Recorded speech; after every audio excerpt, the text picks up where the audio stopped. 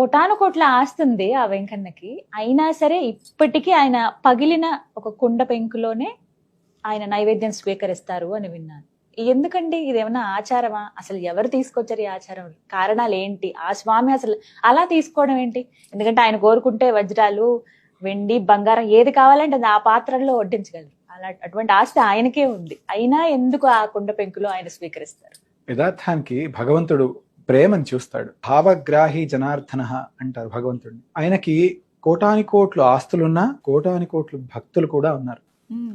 అందులో కుమ్మరి భీమన, కుమ్మరదాసు అని మనం చాలా ప్రాచుర్యంలో విన్నాం కదా. కుమ్మరి కమ్యూనిటీకి సంబంధించిన భగవంతుడు భక్తుడు.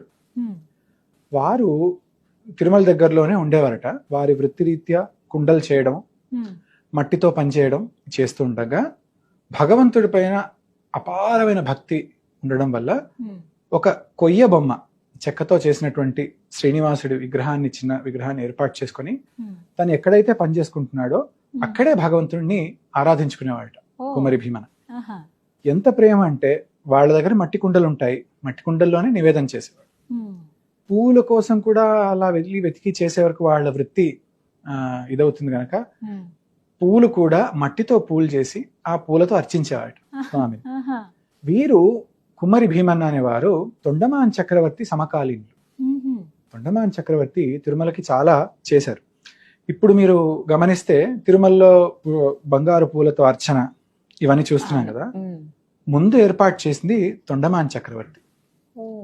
భగవంతుడికి అష్టోత్తరం కావాల్సినటువంటి పూలు వారు బంగారంతో చేయించి అర్చన చేయించేవారట తిరుమల. ఆ ఏర్పాటు చేసినప్పుడు ఎవరికైనా ఉంటుంది కదండి, నేను భగవంతుడికి బంగారు పూలు ఇచ్చాను, అర్చన ఎక్కడా లేనిది ప్రపంచంలో తిరుమలలో భగవంతుడికి బంగారు పూలతో అర్చన అవుతుంది. సాధారణంగా మనం మాట్లాడుకున్నట్టు మనిషికి కించిత్ అందం ఉన్నా, డబ్బున్నా, జనం ఉన్నా, విద్య ఉన్నా గర్వం వచ్చేస్తుంది. తొండమాన్ చక్రవర్తి మహారాజు, స్వామితో సాక్షాత్తు మాట్లాడేవాడు. ఆయన ఎటువంటి వాడంటే ఆయనకి అవసరం పడినప్పుడు భగవంతుడు శంకు చక్రాలు తీసిచ్చేశారు తొండమాన్ చక్రవర్తికి.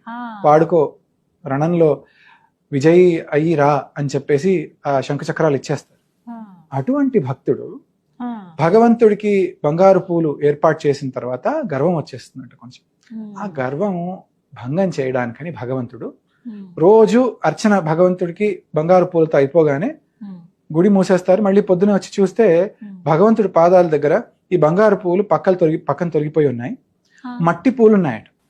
రోజు అదే అవుతుంది. ఏమిటి విచిత్రం, ఈయనకి అర్థం అవ్వట్లే. చాలా విచారణ చేస్తున్నాడు, భగవంతుడిని అడుగుతున్నాడు. తొండమాన్ చక్రవర్తి భగవంతుడితో మాట్లాడేవాడు, భగవంతుడు జవాబిచ్చేవాడు.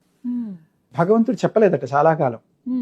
వేడుకున్నాడంట, స్వామి చెప్పు, ఈ మట్టి పూలు ఎక్కడి నుంచి వస్తున్నాయి, ఈ మట్టి పూలకు సువాసన ఏమిటి, ఈ మట్టి పూలు ఎలా వస్తున్నాయి ఇక్కడికి అంటే, అప్పుడు భగవంతుడికి దయగలిగి, తొండమాన్, నాకు అతి ప్రీతికరమైనటువంటి భక్తుడు కుమ్మరి భీమన అని, కుమ్మరివాడు నాకు చాలా ప్రేమతో మట్టి పూలతో పూజ చేస్తున్నాడు అయ్యా, నువ్వు ఎప్పుడైనా ఒకసారి వెళ్ళి చూడు, నీకేంటో తెలుస్తుంది అన్నాడు భగవంతుడు.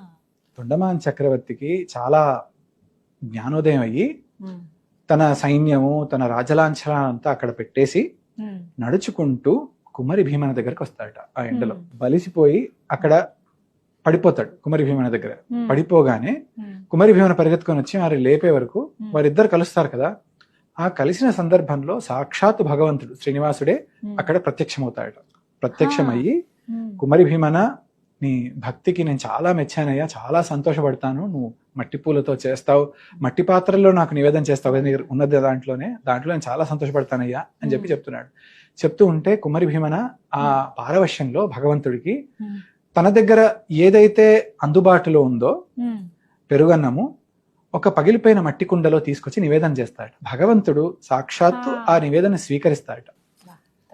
అలా కుమ్మరి భీమన్నని చూపిస్తూ భగవంతుడు ఇవాళటికి కూడా ఆ మట్టి పాత్రలోనే, పగిలిపోయిన మట్టి పాత్రలోనే పెరుగన్నం నివేదన అవుతుంది. తిరుమలలో ఇన్ని నివేదనలు అవుతాయి కదా, కదంబం ఉంటుంది, పులిహోర ఉంటుంది, దధ్యోదనము, పాయసము, ఎన్నో రకరకాల చక్కెర పొంగలి ఇవన్నీ ఉన్నాయి కదా. ఇవన్నీ నివేదన కులశేఖరపడి అవతలే ఉంటాయి. ఒక్క పెరుగన్నం మాత్రమే, ఈ మట్టి పాత్రలో ఉన్న పెరుగన్నం మాత్రమే మూల విరాట్కి నివేదనకి లోపల వెళ్తుంది. లోపలికి లోపల తీసుకెళ్తారండి. వెళ్తుంది. ఆహా. అందుకోసమని మీరు అన్నమాచార్యుల వారు 2 కీర్తనల్లో ఈ విషయాన్ని చెప్పారు. ఉమ్.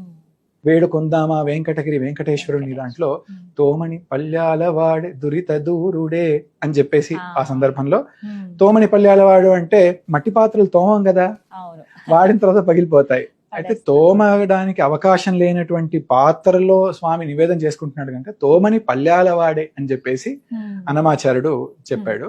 ఉమ్. అది కాకుండా ఉమ్. ఆ ఆ, కొండలలో నెలకొన్న కోనేటి రాయుడు వాడు అనే సంకీర్తనలో ఉమ్. కుమ్మరి దాసుడైన కురువరతి నంబి ఇమ్మన్నా వరములెల్లా ఇచ్చినవాడు అని చెప్పేసి అన్నమాచార్యుల వారు కుమ్మరదాసు వారికి సంబోధిస్తారు. వీరి పేరు కురువరతి నంబి అని కూడా అంటారు. వీరు కాంచీపురం దగ్గర కురువరతి అనే ఓ గ్రామానికి చెందినవారట. ఈ విషయం తెలుసుకున్నటువంటి భగవద్ రామానుజుల వారు తర్వాతి కాలంలో ఈ కురువరతి అనే క్షేత్రానికి వెళ్లి అక్కడ శ్రీనివాసుడి ఆలయాన్ని ఏర్పాటు చేసి కురువరతి నంబి విగ్రహాన్ని కూడా అక్కడ ప్రతిష్ఠ చేశారట. ఈ విషయం చాలా అంటే మనకి మనసు హత్తుకునే విషయం. భగవద్ రామానుజుల వారు ఎటువంటి గొప్ప వ్యక్తిత్వము అంటే భక్తులందరినీ గుర్తించడం, వారిని గుర్తించి అక్కడ వారి ఆలయాన్ని వారు పుట్టిన క్షేత్రంలో కురువర్తిలో చేశారట.